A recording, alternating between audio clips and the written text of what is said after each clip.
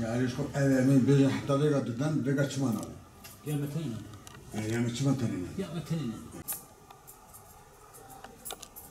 شوف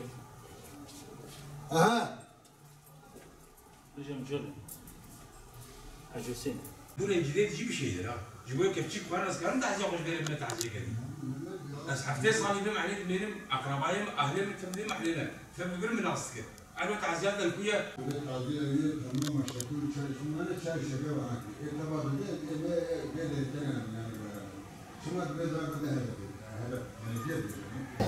Tabii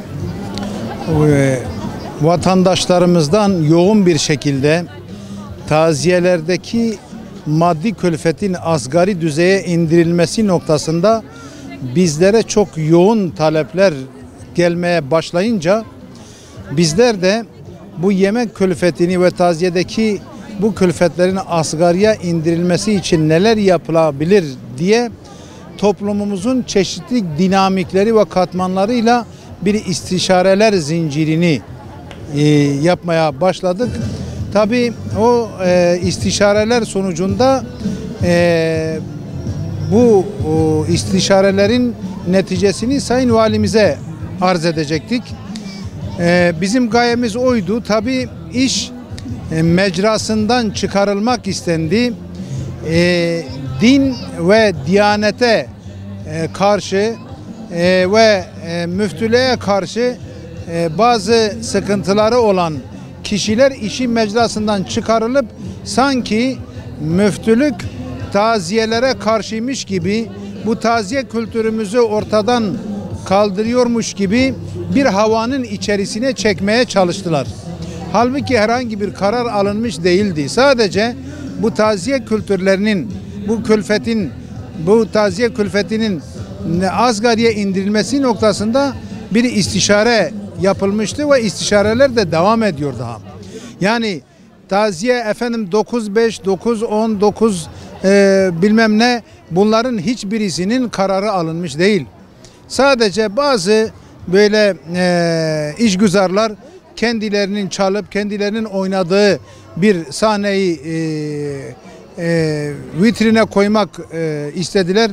Bu çabayı baltalamak istediler. Bizim gayemiz fakir fukaranın, garip guraba vatandaşlarımızın bu taziye külfetlerini asgariye indirmek. Çünkü geçenlerde bir vatandaşımız, hocam ben babamın taziye yemek masraflarını ödemek için ben kredi çektim.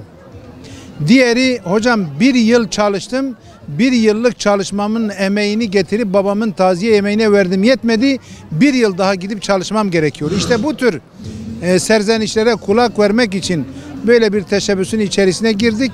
Durum bundan ibarettir. Batmanlı hemşehrilerimizin de bunu böyle söylemesini istiyoruz. Çünkü cenazeleri kaldıran biz, cenazelerin namazını kıldıran biz, cenazelerin defninde, telkininde bulunan biz, taziyelerinde 3 gün duran bizler, biz nasıl olur da bu Doğu ve Güneydoğu özellikle Batman'ımızın bu taziye kültürünü ortadan kaldırmak gibi bir gafletin içerisinde olabileceğimizi nasıl düşünürler, ben bunu anlamakta güçlük çekiyorum. Şu anda herhangi bir karar alınmış değil, eski düzene göre devam ediyor. Tabii istişareler neticesinde bakalım neler çıkacak, ona göre bizler de hareket edeceğiz.